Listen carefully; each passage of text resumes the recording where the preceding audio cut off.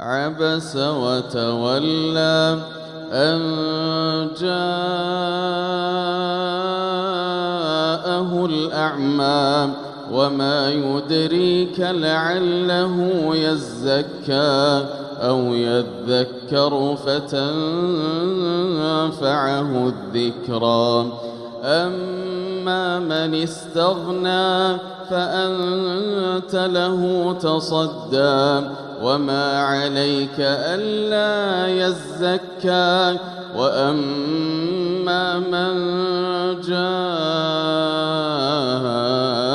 يسعى وهو يخشى فأنت عنه تلهى كلا إنها تذكرة فمن شاء ذكره في صحف مكرمة مرفوعة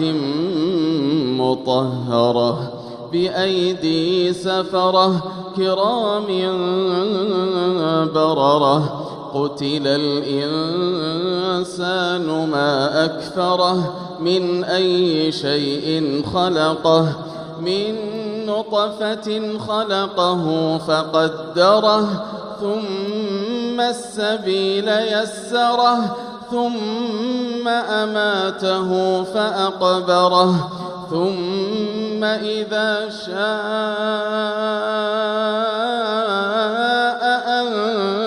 أنشره كلا لما يقض ما أمره فلينظر الإنسان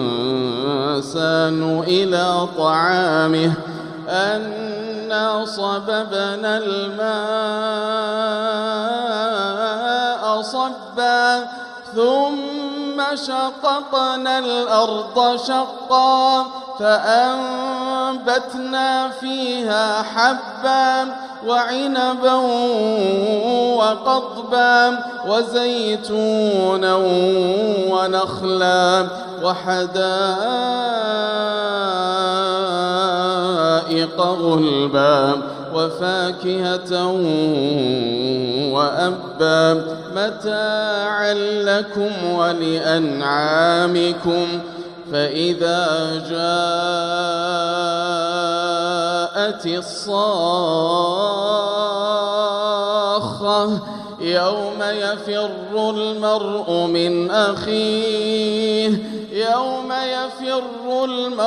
من أخيه وأمه وأبيه وصاحبته وبنيه لكل امرئ